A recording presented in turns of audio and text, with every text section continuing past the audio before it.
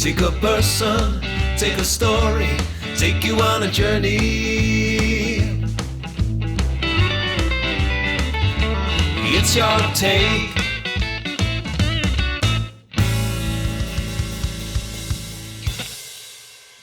On today's Your Take, I'm joined by a musician who was born in the West Country. My guest has been performing on the live music scene for many years. He is an established and accomplished guitarist with a blues and R&B musical pedigree. To date, he's released 5 albums, performed around the world, collaborated with other like-minded musicians, and is endorsed by Gretsch Guitars. On today's Your Take, we're turning up the volume, getting all tuned up, and we're honored to be joined by the talented Ruzz Evans. We're here to talk about his love of music, mastering the 6-string, the live music scene, and his journey to become a professional musician. Good morning and welcome to Your Take. Lovely to see you. Good morning. Thank you for having me. It's great to see you. How are you keeping? You well? Yeah, pretty well as can be. The odd cold here and there, but can't complain. I confess to being a huge music fan, particularly interested in roots music. So yeah, blues, country, 50s rock and roll. And I've always wanted to be a musician like yourself. So I'm very much interested to hear your story today. Cool, yeah. But before we talk about the music, the playing, the albums that I've mentioned, recording 5 albums and performing professionally for many years, can we kind of go back to the kind of very beginning where it all started? Yeah, sure. So born in, like myself, and raised in Bristol, can you just tell us what year you were born and kind of just share with us just background on your upbringing and just give us a kind of a portrait of who your parents were as people and what they did? Yeah, so I was born in 92. Like I said, in Bristol. So with my mum and dad, I'm the eldest of 5 kids. I got a half brother who's older, that's dad's. And it was a very normal upbringing, normal household. My dad's always been into music, so there was always music being played. He played in bands in the 80s, so there was always that influence as well going on as I was growing up. And it was very good, very normal household. Mum was into music, but she didn't play anything or anything like that. It was mainly dad. It's just a very normal upbringing, really. You mentioned about your dad being a performer in the 80s. Yeah. I kind of just wanted to find out kind of what music he was performing and kind of what got you interested in music and what music were you kind of listening to, and where were the influences coming from? Yeah, well, he was quite heavily into the rockabilly and psychobilly scene in the 80s when all that was starting to kick off. He was there at the forefront of it. He had a psychobilly band called the Swamp Toads with there was, I think, the drummer Gord put together a band called the Nervous Brothers, which had a couple of other quite well-known players in the local scene. Gord also worked with, don't know if you know Eddie Martin, the blues guy. Yeah, Eddie Martin. Yeah. So they had the Bluesabilly Kings. So I remember Dad had a tape, like an old cassette tape of them. Fantastic stuff. I think that's where my kind of bluesy rockabilly influence started coming from, was hearing that, because it wasn't straight up rockabilly. It was blues with a rockabilly edge to it. So yeah, Dad was doing that, and then he used to play bass for a band that used to play at the Prom on the Gloucester Road. They were called the Bones for the longest time, but they were the Crazy Trains. I think he played bass for a little bit in the 80s for them, and then he had think it must have been around the early 90s. So he had a band, was it? I think, if I remember right, it's like Dynamo 59, which was kind of more of an R&B, bluesy, rock and roll type band. So it's all very roots music based, which I think is where it came. A lot of my interest came for that music came from, because I already grew up with it. It's almost seems like second nature. It felt right when I started trying to learn that this was the music I wanted to do. Yeah, I mean, it's always been there because of Dad. I mean, he's into so much different music. It's not that it's just blues or something that was being played whilst I was growing up. There's loads of stuff, but he was playing in a lot of roots bands that were doing that kind of 50s type music.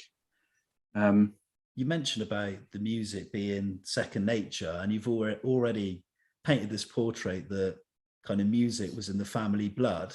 Yeah. But kind of what age did you physically kind of pick up a guitar and start learning? And well, I started on bass guitar at about 14. So my dad had a bass in the house, and one day I'd just been a rebellious teenager. I got home from school before he got home from work and picked it up and got caught. So he decided to teach me a couple of bits. So I started with bass, and then my brother that's under me in age wanted to learn drums. So mum and dad got him a drum kit, and he didn't really push on with that. So I taught myself drums. And then I think it was when I was about 15. Yeah, about 15. So when I was 14, my dad got me a DVD of George Thorogood and the Destroyers for my birthday. And I started wanting to learn the bass and drums from all that stuff. But it wasn't until we went to see George Thorogood at the Colston Hall that it really cemented in my head that I need to play guitar, slide guitar, like George Thorogood. And that was also the moment that it kind of clicked in my head that that's what I want to do with my life. Because seeing him live and experiencing that kind of hammered home that no, that's what I'm doing. That's kind of my calling, if you want to call it something. But it wasn't until I really heard Brian Setzer and Jimmie Vaughan that the 6-string guitar stuff really kicked in for me. And I still play slide, I'm still doing a lot of that, but I really sat down and was trying to analyze what Setzer was doing. And what I think my real strong love of blues guitar came from Jimmie Vaughan with the Fabulous Thunderbirds. So I was listening to the first few albums. Again, it's a lot of blues guys would say it's the first few albums of the Thunderbirds that are so influential to everyone, and it was very true for me. I just remember listening through like Wait on Time, Scratch My Back, stuff like that from there, and just sit and go, what is he doing there? I'm trying to work it out. And of course, it's a little bit easier for me doing it than what it would have been for my dad, because I had YouTube this time. Just coming back, so I could watch videos of Jimmie Vaughan and just go, what is he doing? And then rewind the video. Oh, got it, right, okay. And then that made it easier to crack that code, I guess you could say. It's kind of 15. I really started. It really kind of bit the guitar bug. It's interesting, all strong influences that you mention. And I have a strange feeling that I was at the same George Thorogood gig that you mentioned. But how do you go from being this kind of 15-year-old who is practicing constantly in your bedroom, obviously probably writing songs as well, trying to learn particularly well-known songs? How do you go from that, which is kind of obviously a lifelong passion and something that's an integral part of your life, to actually going from that to becoming an actual paid professional musician, going out gigging on a kind of regular basis?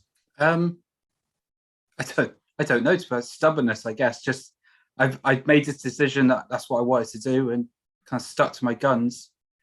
I kind of it's a lot of things. I feel lucky that things have seemed to fall into place at the right time for me. So when I was about 16 and really getting to grips with guitar, my dad put together a little band so that I could play lead guitar in it. We had the drummer from the Bones, Jim, joined us because he's a lifelong friend of Dad's, and then a friend of his on bass. And the first gig I did was in the prom, playing lead guitar. And again, that was kind of where I decided that no, this is definitely it. Once I had a taste of like playing guitar live myself, not just hearing it and seeing it. And then, I mean, I'm very lucky. My dad's very supportive, and he's kind of pushed me on and egged me on from the sidelines since I was 50, and still is. He'd obviously done it himself, playing in in But bands as well. he did quite well with his bands, but he was starting up a family, and it wouldn't have worked. So he made the sacrifice to bring up a family, and kind of he didn't work a 9 to 5. He's a self-employed builder and plasterer, and he's been doing that for as long as I can remember. So he kind of focused in on that and to bring us up. But I've personally never had an interest to have a family.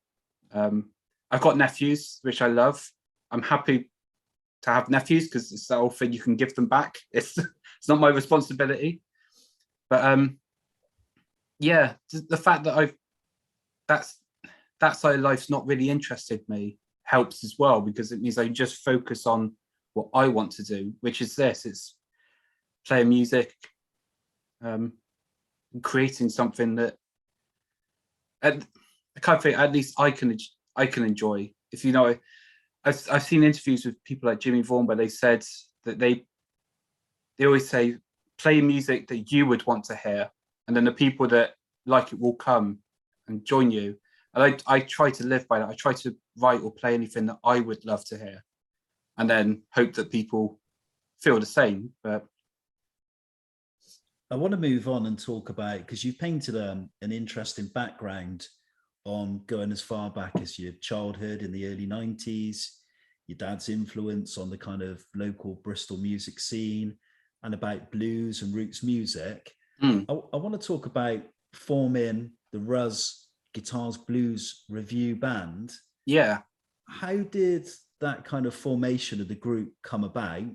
And I want you to just talk about kind of what the band was trying to do in terms of its musical style, or maybe your kind of look on stage. Yeah. So just some background really on how the band came about. Yeah. Well, I've been playing since I was about 18. I've been playing with some rockabilly bands from the UK. So I was in the Red Hot Trio for a few years. And then we went out to Europe and all over the UK and did pretty well with that. And then I joined a band called the Cheetah Sticks and did some more work in Europe and put out albums with both of those bands, with Western Star and Novus Records. So they did pretty good. But there was always, for me, there was always something missing. I love rockabilly. It just felt a little bit restrictive for me guitar-wise, because I have a blues background and excuse me. So one of my absolute biggest heroes is Brian Setzer, but I heard Setzer with his orchestra first, not the Stray Cats. So I had this jazz blues background that I was really trying to pull on, and it just wasn't acceptable. And I still find it isn't in that scene. Not me deciding it. I've always found it's been a little bit shunned, at least from my experience. Yeah, I was playing in those bands for years and doing the odd gig with some Bristol musicians that I've known for years, as just doing like blues covers around Bristol. And it got to 2014, I decided that I need to do my own project, doing the music that I love, but mixing everything together and not feel restricted in what I could perform or write. So I contacted a good friend of mine, Joe Allen, to play bass, who I'd been playing multiple gigs for years with, and he was right up for it. And then I had a friend of mine, Holly Carter, on drums, and she was fantastic. She's now doing mainly guitar and singing stuff and some lap steel. Absolutely fantastic player. But we started as a trio, and it was literally just for gigs. It was just to play some blues and rock and roll music around Bristol and the southwest, and just fill up the diary with gigs. Because it was the first time I'd fronted a band, singing and being the main guy. So I saw it as a chance to have a couple of years to kind of train myself into that. But yeah, it was kind of after 18 months of doing it, I really started to sit down and think, what do I want to do with this? Like, where am I aiming this? Because I started writing a few songs with Joe that I really wanted to push that side of it, but didn't want to do anything that was the same that anyone else was doing. There was loads of trios around, and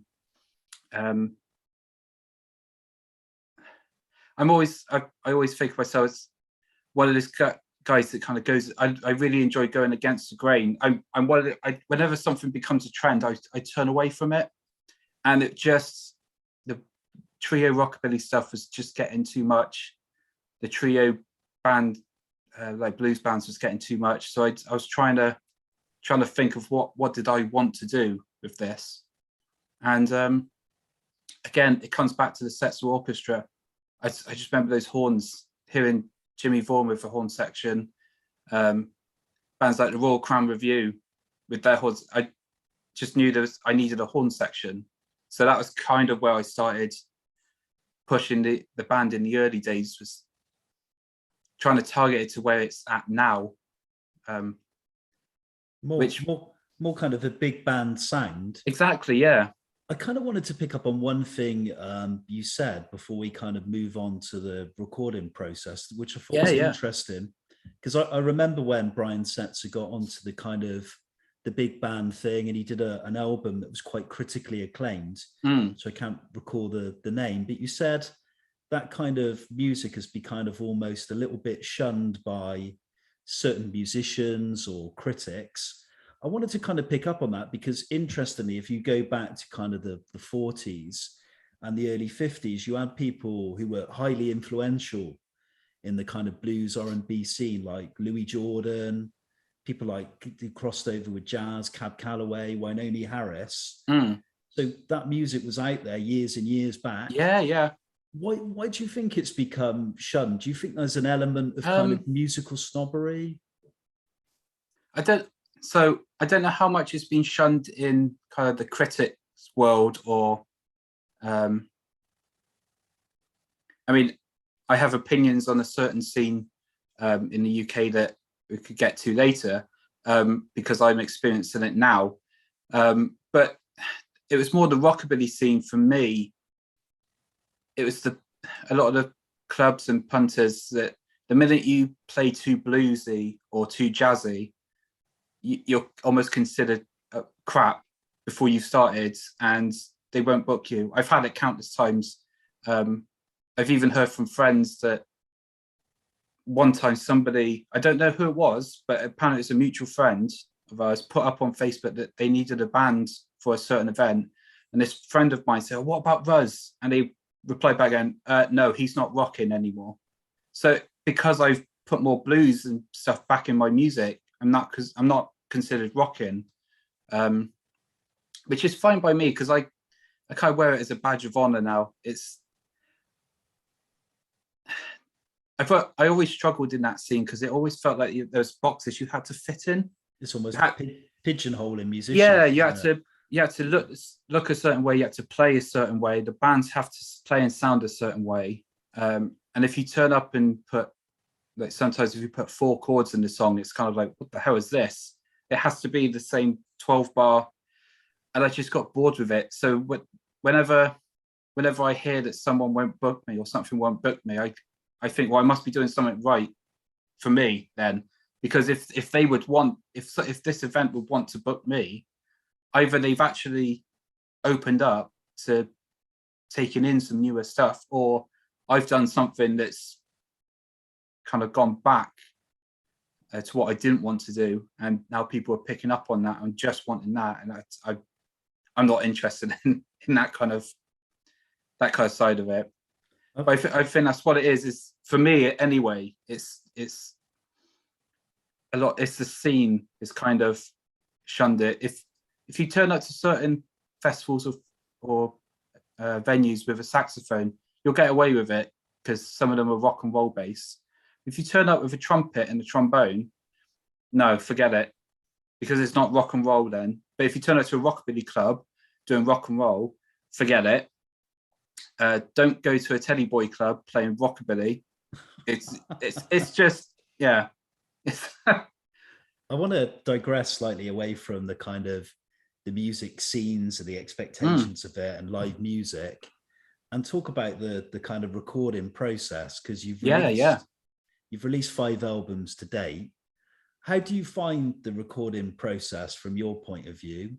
And of the albums you've made, which one are you kind of most proud of and why?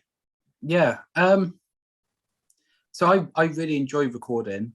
I see it as a chance to really push what I'm doing and try and create something different each time and challenge myself.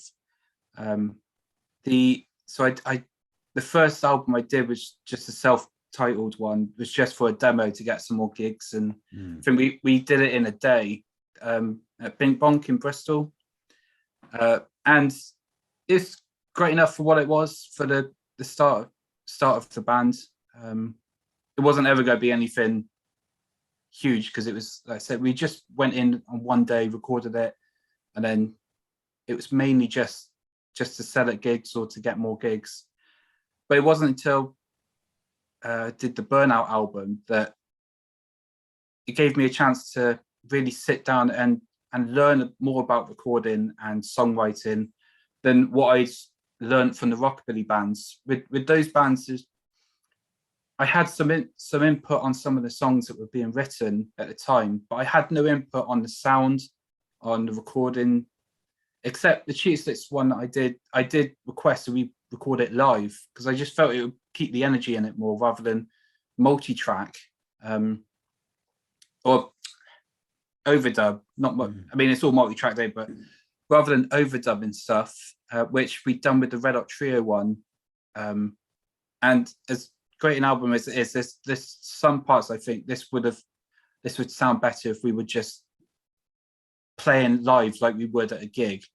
But I never had a chance to really kind of dig into the full recording process, working on like mic placements and different amps and to get different guitar tones and how can we get this bass sound and then mixing and stuff. I'd never had any input in that. But then when I went into Bink Bonk to do Burnout, that's where it really kind of kicked off for me. So the guy that I recorded with, Matt, he's a genius with this stuff. And I just remember one of my kind of fondest memories of that was recording the guitar solo parts and having 3 or 4 amps hooked up, and it'd be like a late 60s Fender reverb, like deluxe reverb. There might be an old Marshall. There was an old, I can't remember the brand, small little box that you just cranked to 10. It sounded fantastic. And we had all that mic'd up, and we just spent the day recording guitar, doing all those amps and playing with tones. It was fantastic. So yeah, that was the first time I really got a chance to dig into recording.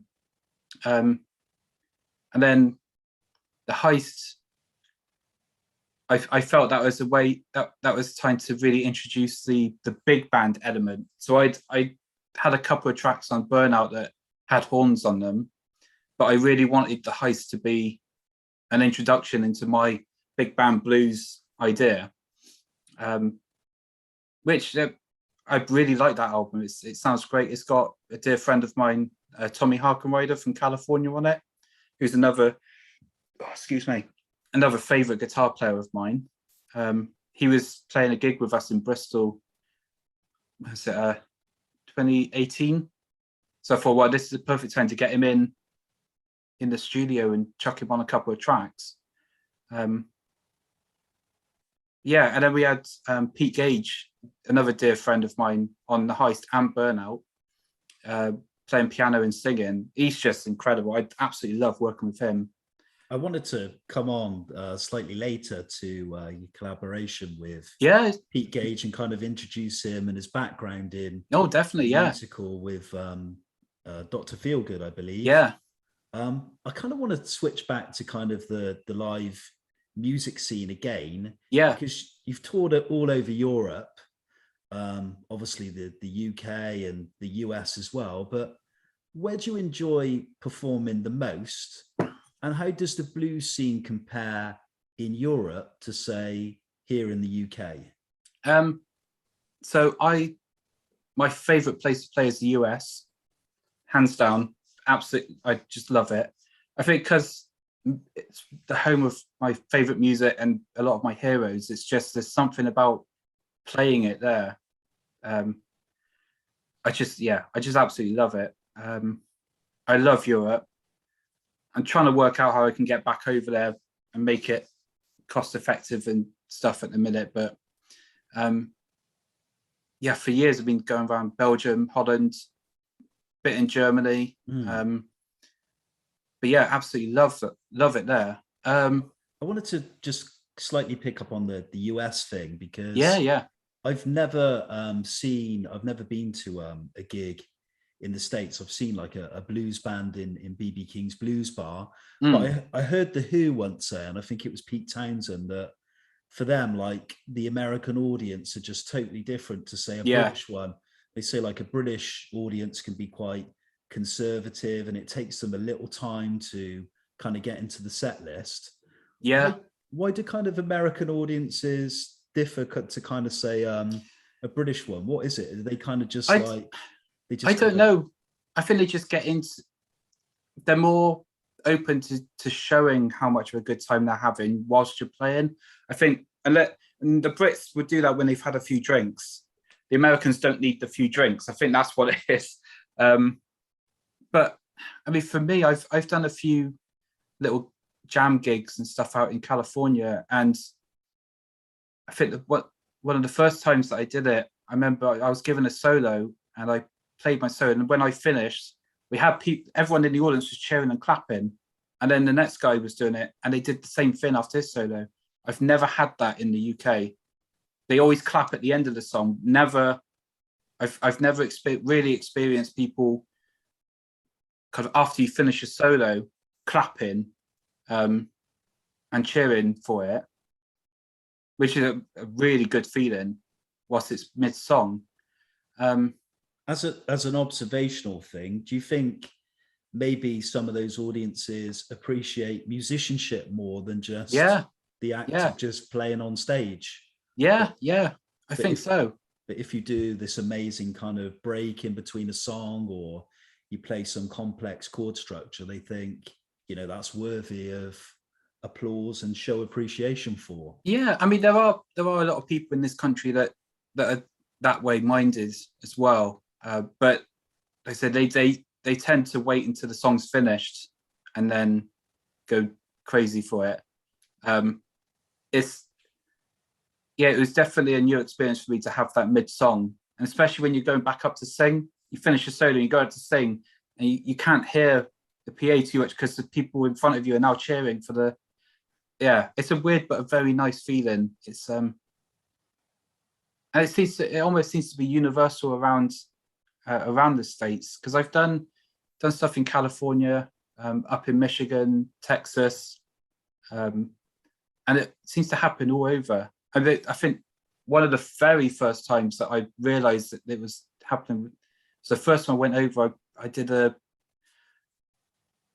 can't remember it's like a writer's round or something in Nashville with a friend of mine, and I just played a couple of my instrumentals, but I played this chicken picking type one on an acoustic that I recorded on Burnout, and I got halfway through it and the audience were clapping and cheering before I'd even finished the instrumental. I thought, whoa, this is weird. like for start, I've played this instrument at home and nobody pays any attention until it's finished. So to have people clapping mid song was very nice, but yeah, very strange experience. But this is a question you kind of feel you have to ask every kind of guitarist. And during our conversation, you've already mentioned some of the influences and names that have inspired you. But who would you cite as your guitar heroes? And have you performed with any guitarists that you're in awe of and that have kind of inspired your own playing? Yeah, so I always say my top kind of 3 guitar heroes are Jimmie, Vaughan, Brian Setzer, and Wilco Johnson from Dr Feelgood. Because Dr Feelgood were a huge influence on me growing up and playing. I learned to play like Wilco before I learned kind of more of the Jimmie Vaughan type stuff. I kind of went from George Thorogood slide to Wilco kind of standard 6-string, and then to the more complicated stuff. So yeah, those are my kind of top 3 guys.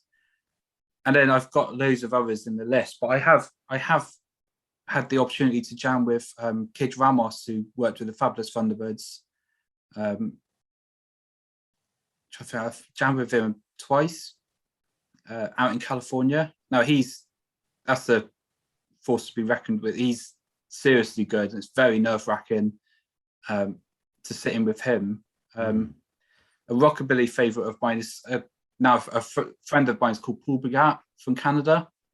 So I met him in 2012 when I was in the Red Hot Trio. We went to Holland and did a joint gig with them, and he invited me up to sit in with his band and jam. That was pretty incredible. He's another guitarist that I'm just in awe of. He's just fantastic. I've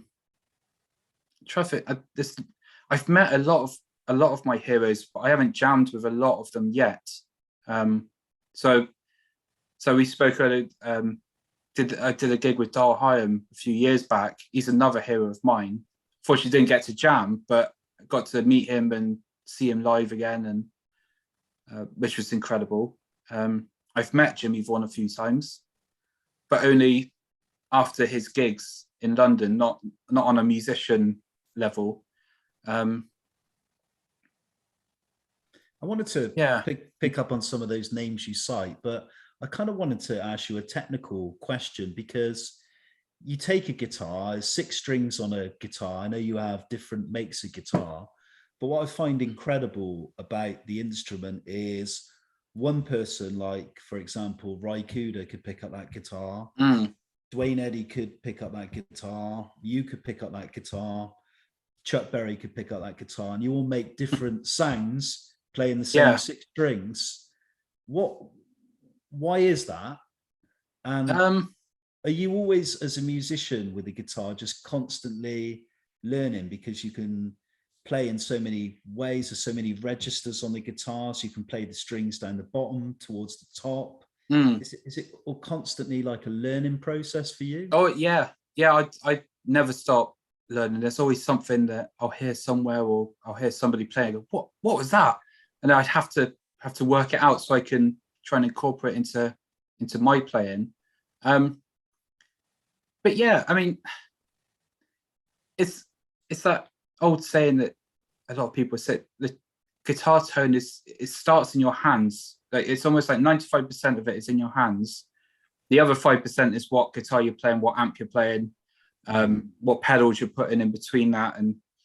But you could give Stevie Ray Vaughan an acoustic, and then take it off him and give it to Chuck Berry, and then take it off him and give it to B.B. King, and it would sound like them. It would sound like they've plugged their electric in, and it would just sound like Chuck Berry or B.B. King playing. So I think that's what it's how you attack the string, how you hold it down, how you, especially in blues, your vibrato says a lot about you as a player. It can really identify you. So it's how you shape that note, how you bend. It's all those kind of factors that kind of go together to create someone's sound, but it's not necessarily something you can teach. It's you just got to keep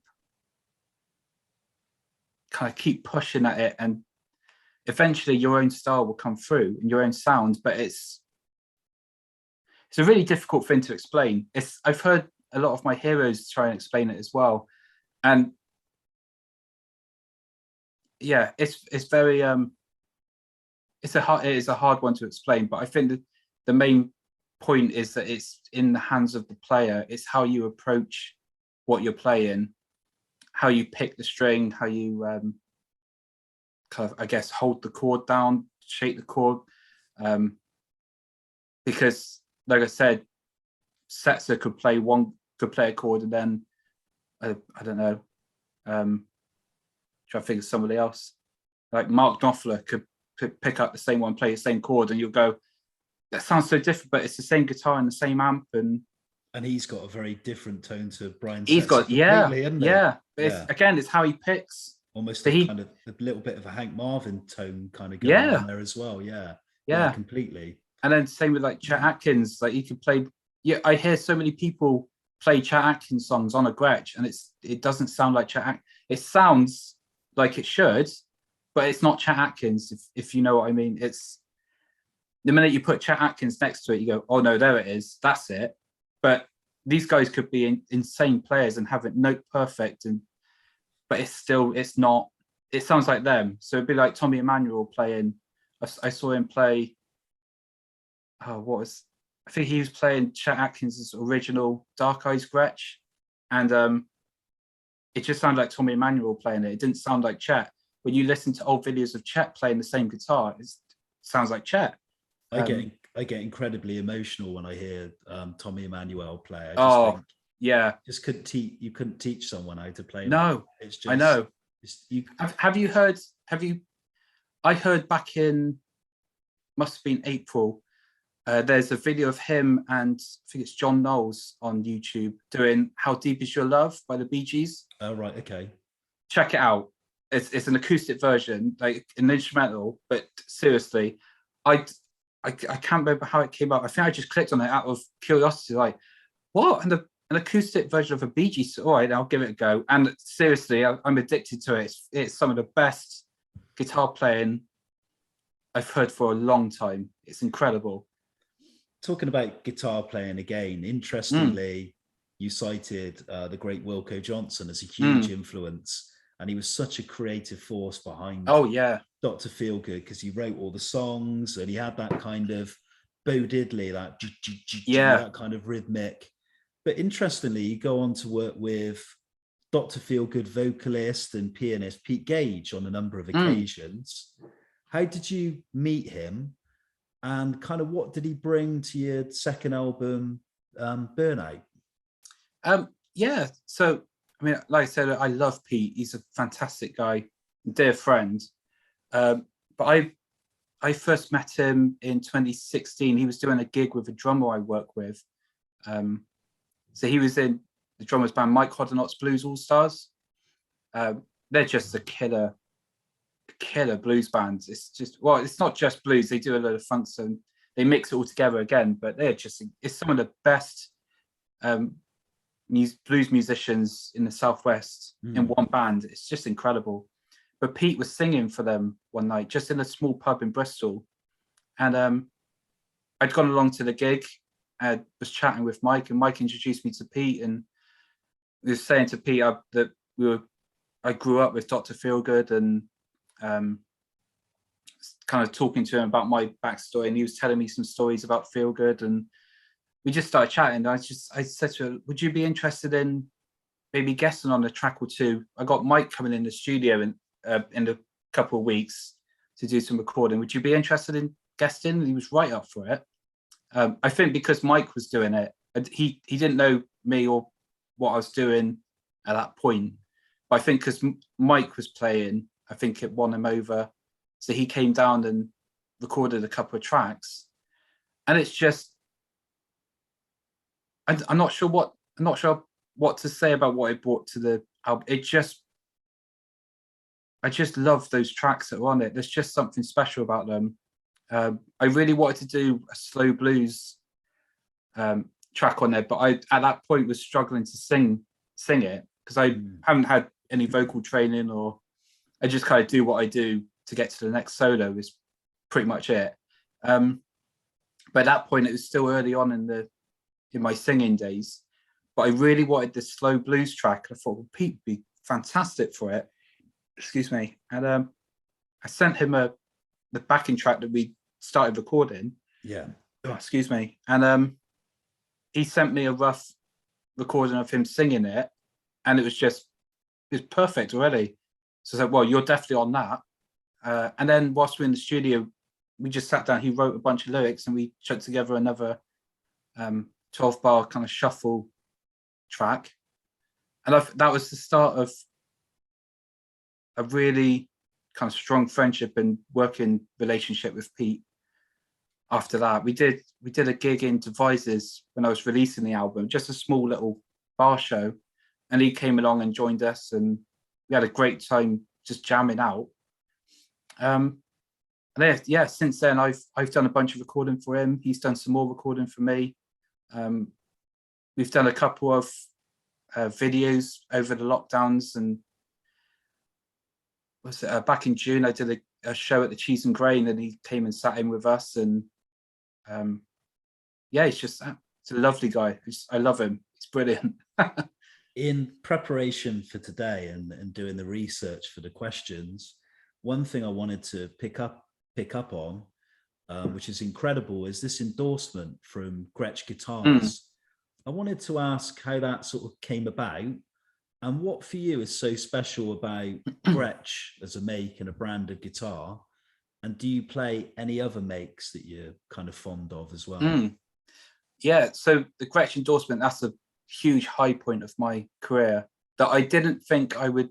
I said it to a few, but I didn't think I would get it until I was in my 40s and had this longer career. I had it all planned out that I needed to do this with the band, and then do this and get on a festival circuit and do this. And then hopefully I would have done enough to convince Gretsch to endorse me. Yeah. But it was in 2012 when I went to play with Cousin Harley with Paul Begat in Holland. And we hung out with the band for the day. We did our set, they did theirs. He invited me up to sit in and jam. And the bass player in the Red Hot Trio, he was telling me, ask him about Gretsch. And I didn't want to bother Paul about it. I thought, that's just weird. I can't, it's like going up to your hair, and it just feels like I'm trying to steal something from them.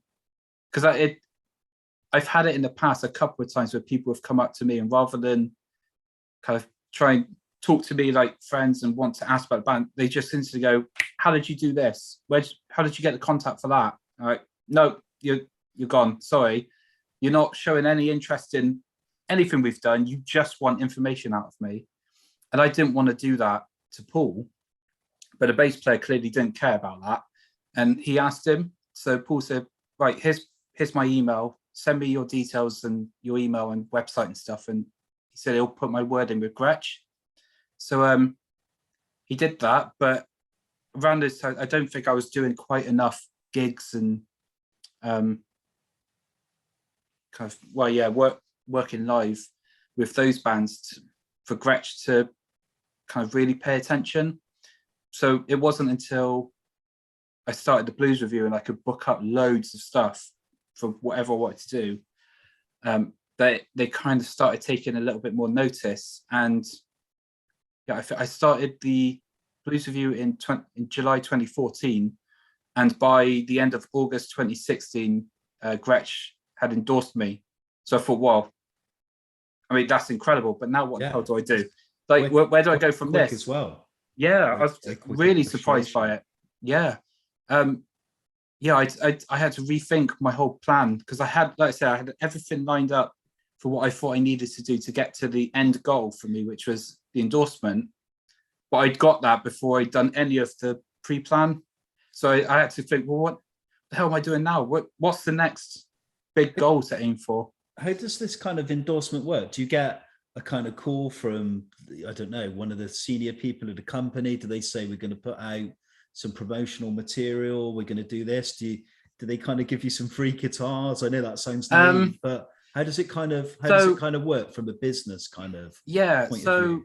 it's not free guitars, unfortunately. If it was, I would be surrounded by them now, but it is heavily discounted though. So I get anything under the Fender umbrella, because Gretsch are associated with FMIC and Fender handle the distribution for Gretsch.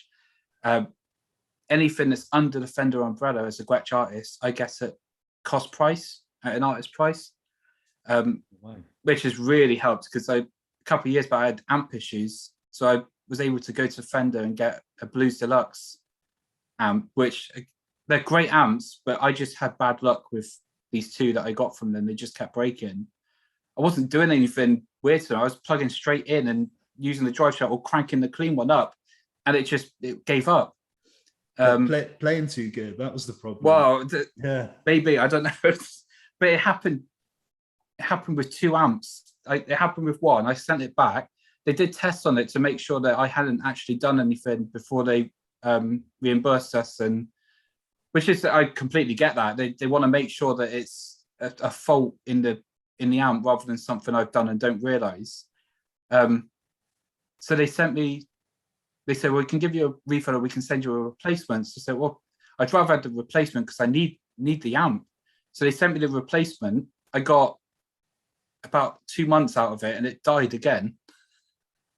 So you gotta be kidding me. So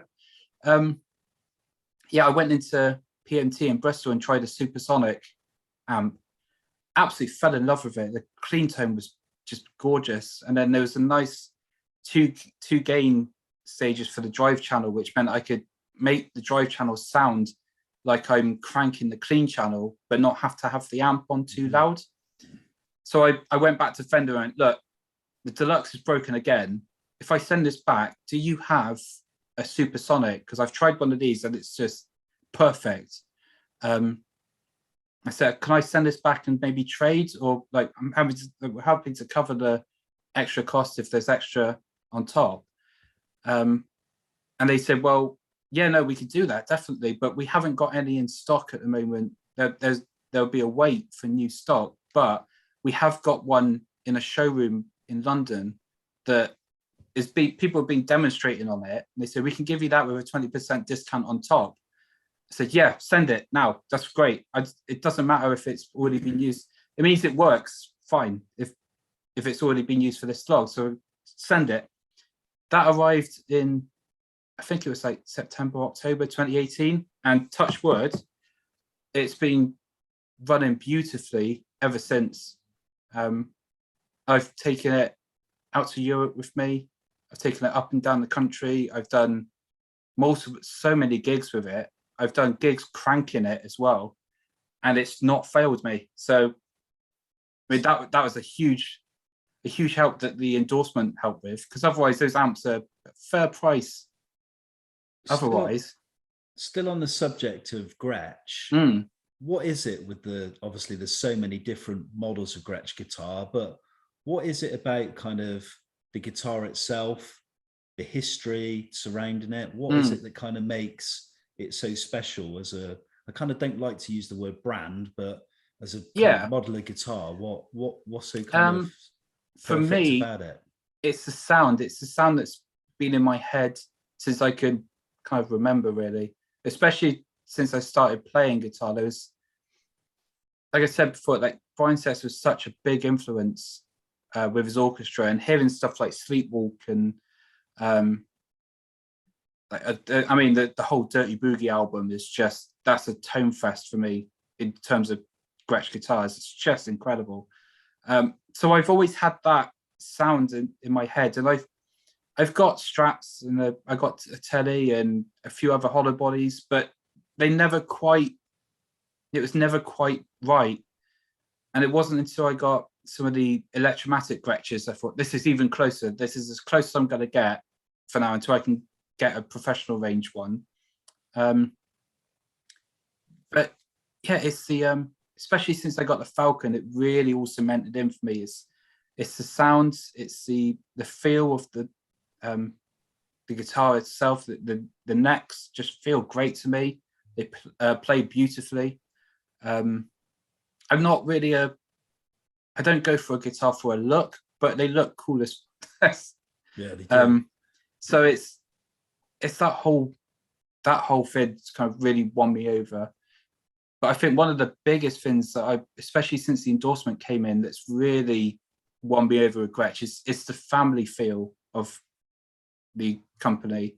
It doesn't feel like you're just another number that, especially as an endorsed artist, that this company has you on their books and it's like, okay, yeah, so and so is an endorsed artist, and we got offer this deal, and then you're kind of, it doesn't feel corporate then. No, it feels like a family. I could ring up any of them at any point and they'll help with anything.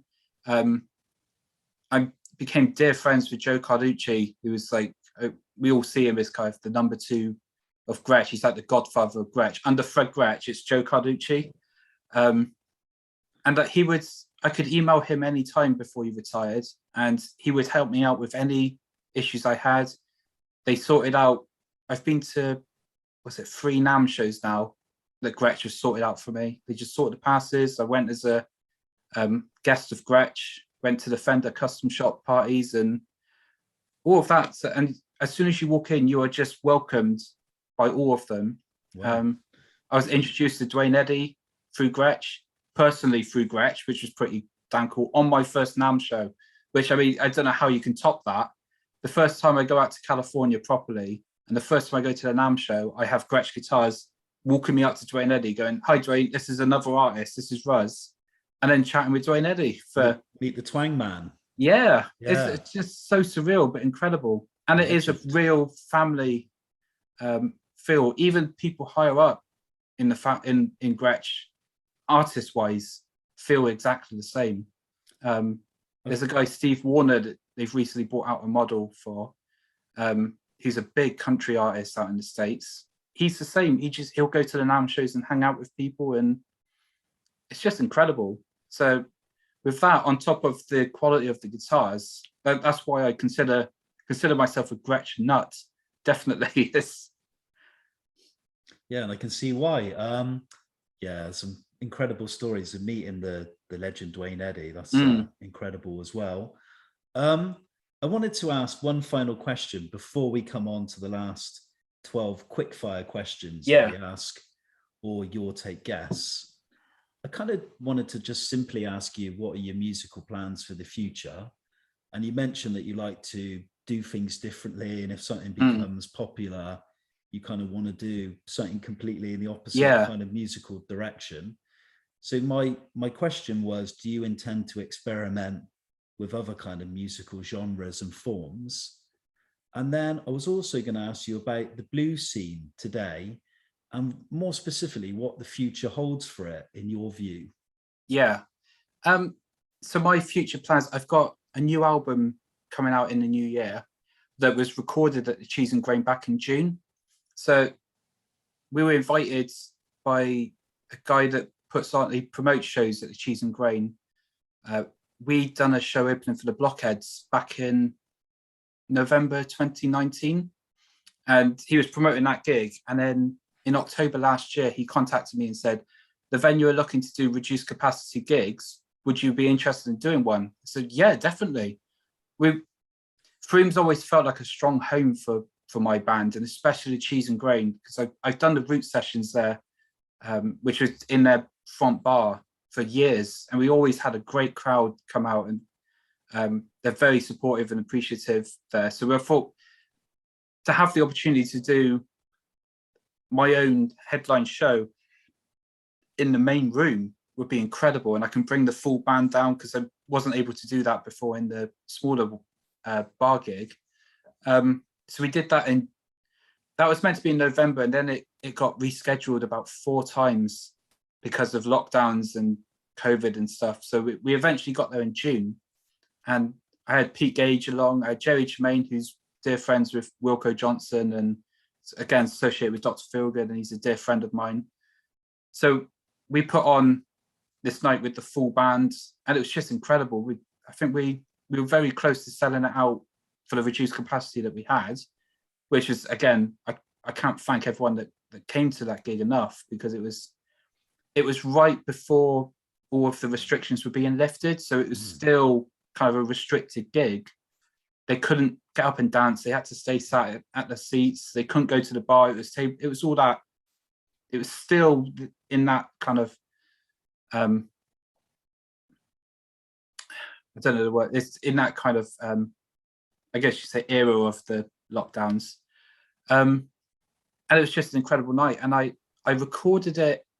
I had it recorded from the PA desk and filmed by a friend of ours just for promo, because I thought we're on a bigger stage, got the full band, got a great audience coming along. It'd be great to record this just to promote it and hopefully get some more festivals and shows like that in. And the response was just incredible from everyone that had been there, and then people that had seen videos that people had posted. So my American followers saw a lot of stuff and would say, I hope that's going to be an album. I hope that's going to be available for them to get. So I sat down and went, well, I got to mix this live audio anyway, so I might as well try and put out a CD from it. And that's what we're doing. It's going to be called Live Against the Grain. So it was the guy that does my artwork, John McLean, just chucked that title on randomly. He emailed me and said, here's some mock-up proofs for an idea. Ignore the title, we can change that. And I looked at it, that's perfect. It's a good title. I like the title. Yeah, because not only is it tells people it's a live album, but it's almost kind of hinting at it's cheese and grain. So it's using the grain bit, but also it's very descriptive of what I do. I like I said, I always try and push against the grain and do something different. So I read that and went, that is perfect. That is exactly what it should be called. So yeah, we got that coming out in February. And then we have a release show on February 4th at the Cheese and Grain for that album. And then I've got a couple of tours of America and Canada being worked on for next year, which would be pretty cool. And with regard to the blues as a genre, yeah, what do you think the future holds for it? Do you think there's kind of any new artists coming out, the new crop that you kind of think, you know, there's somebody to look out for and listen to? And do you think it has good prospects? No comment. In the US, it's pretty good. There's a lot of great players out there that I've met. If we're talking young players, there's a couple that spring to mind that are kids of some of my heroes. So there's Stephen Taylor, who's Kim Wilson's son from the Fabulous Thunderbirds. He's fantastic. He's put out a couple of albums recently that they're just awesome. And then there's Johnny Ramos, who's Kid Ramos's son. He's doing some great stuff as well. The UK, I'm not really in it. I've been struggling for years to get in, and I constantly hear I've heard it in the past from reviewers and some bookers that we're too rock and roll for the blues scene, but we're also too blues for the rock and roll scene. So we're kind of I feel in the UK like we're just hovering in our own little space. It just seems very difficult to get into any of the festivals or some of the venues, because in my opinion, the blues scene in the UK is a lot more blues rock, but it's more on the rock side of the blues rock genre. So to me, unpopular opinion moment, it's not really a blues scene. I look at the blues festival listings and I struggle to pick out any blues bands other than they might have 9 Below Zero or Dr Feelgood on it. Those would be the only guys that would pop up that go, well, yeah, no, they're blues based. Yeah. Then I look at all the others and the logos just look like a rock band, or I know the bands that are booked on it. I go, that's not a blues band. So yeah, I don't feel part of the blues scene in this country. So I find it very difficult to comment on anyone that's up and coming, because anyone I've heard at the minute, I don't class as blues. And I'm not a purist by any sense, because with what I do, I'm always mixing stuff. So I'm chucking in a lot of big band influences into blues stuff, and I love, like we said, chucking rockabilly and blues together, or there's more soul stuff I love chucking in. So I love putting everything into a pot. But when you've got a band that's like a 4-piece with a loud distorted guitar, very heavy drums, very pounding bass, and it's incredibly loud, and just, it's a rock band. I'm not knocking it, because I like rock as well, but it's not blues. There's no subtlety. There's no even the slower stuff that they do. It's more blues it's not blues, but rock ballads. It's kind of, I find it very difficult to find blues in a lot of it. Sure. So it's difficult for me to say in this country, are there any up and coming artists that I like, or that how's the scene doing or looking? Because like I said, I'm not in it, and I've tried, and I'm kind of on the brink of giving up, because it's just, the more that I do with the horn section, the less it seems that they want to even entertain the idea. Yeah. So we'll see. On that note, we'll move on to the final questions. Yeah. These are just kind of quick fire questions that we ask all guests, just to kind of wrap up the conversation. Always interested to hear what people like, what they don't like, and so on. First of all, what is your favorite pastime? It's to do with music. Since COVID hit, I've been learning to mix and master music from home. So that's now what really is my favorite pastime, is to sit down and really work on music and try to create something else.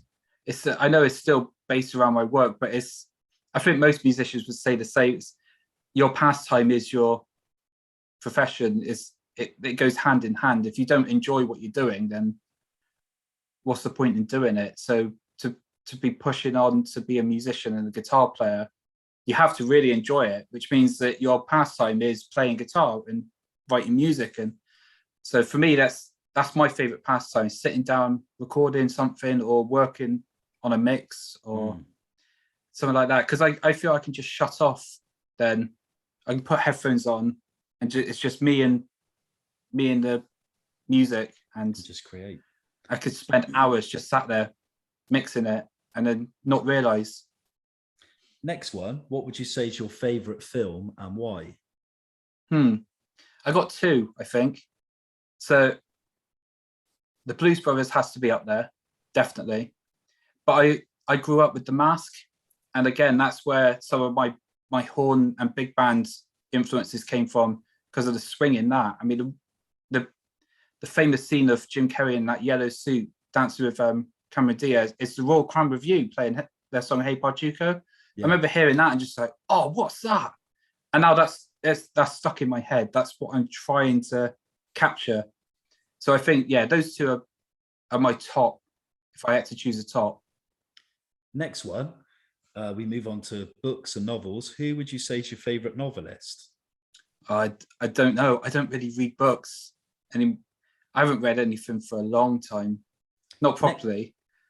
Next one, if you could have chosen a different profession other than your own, what would it have been? I've always said criminal investigation. Interesting. I'm really into true crime stuff, and have been for so many years. And I've always joked to my family, because a lot of my family have started in the last few years getting really into it. And I always joke and say, you took the piss out of me for this. You took the piss out of me for watching true crime documentaries on TV. And now look what you're doing on Netflix. You're watching them all.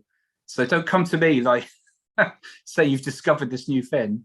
They're on all the time. And interestingly, we did an interesting interview with your take with a crime writer called Stephen Singular. Which is quite an interesting one. Yeah.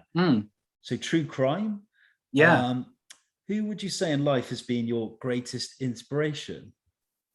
Brian Setzer, definitely, because I've heard, I love listening to interviews with my favorite musicians, and so many times in his interviews he was saying that he has a it's always like he has a need to go against what's popular, and I've always felt the same. So to me, it's always been, well, if he can do it, I can do it. And I've kind of followed in a similar footstep, I guess, or tried to. So that he went against everything that was going on in the 80s when he started the Stray Cats. So that was completely different. And then in the 90s, when grunge was big, he started a big band. And so I kind of see it the same fit. Like I said before, blues rock is big. I'm going down the big band blues route and pushing at that. So yeah, I'd have to say I think he's the biggest influence on my life and what I'm trying to do. From Brian Setzer now to newspapers, do you read a newspaper? And if so, No. which one? No, I try and avoid any news and stuff as much as I can. I mean, it's always being pushed on social media, and there's always something somewhere that you're going to hear about, but I try not to look into it too much. It's too depressing half the time. I agree. I don't read a newspaper either. What's your favorite food? It's a toss-up between Chinese and Mexican, I think. Next one, who would you say is your favorite cultural icon? I don't know, to be honest. Yeah, I don't know. We'll move on from that one. Yeah. You could say this one. Tell me your favorite curse word and why. Oh, it's got to be fuck, because I'm always saying, what the fuck? Fuck this. Or usually it's, yeah. I see. Especially when that amp goes. Oh, yeah. Oh, yeah. Or when, I break a string on stage, and yeah. So I'm always using that one. So What's your favorite place or holiday destination? America. Just all of it. Who's your favorite music artist? This is going to be tricky. And what is your favorite all-time favorite album? Oh, that is difficult, because not to bring up the same names again, but there's so many albums of those same people that I just love. But I think if I had to choose to pinpoint exactly what was the biggest influence on what I'm trying to do now, it would have to be Setzer's Dirty Boogie album with his orchestra. There's everything in that is just what I want to capture, and when I heard that, it's such a huge influence. Like I said, on the guitar tone side, music side with the horns. I think I'd have to choose that one. And finally, Ruzz, we come down to the last final two questions. Firstly, what would you say is your greatest achievement to date? For me personally, the Gretsch Endorsement. I think to have Gretsch kind of acknowledge what I'm doing and support, I think it's going to be very, very difficult to top. This final one, I kind of hate to ask you this because you're still really, really young, but I ask all guests this. Yeah. How do you wish to be remembered? I guess he did what he wanted. And never gave up, I guess, because that's what I'm trying to do. I know what I want to do music wise, and I'm determined to do it, and I'm not going to give up on that. So if people could remember me for that, then it's great by me. I don't need to be remembered as some kind of famous, world kind of top-end guitarist or anything. But if people just remember me as he had his vision and he stuck to it, then that would be good enough for me, I think. Ruzz Evans, I think that's a lovely note to end on. I've really enjoyed the conversation because there's just been so much that you've mentioned and discussed that kind of resonates with me from on a personal level as well, like from Gretsch Guitars to music to blues to Duane Eddy. It's all been so familiar to me. So brilliant. Thank you for having me. It's been great to chat with you as well. No, thank you kindly. And listeners, people watching this interview back, how do they find out and see the band and find out more about your music? So I'm all over social media. If you look up Ruzz, you'll find me, because there's not many people called Ruzz. You'll find the band page and my personal page on Facebook. And then my website is the Blues Revue, and it's the Revue spelled REVUE.com, and it's got all gig dates and music and videos and everything you could need on that site. Keep on playing, keep on doing a great job, and all the best musically and in Thank your you. personal life as well for the future. Thank you. Appreciate it. Thank you.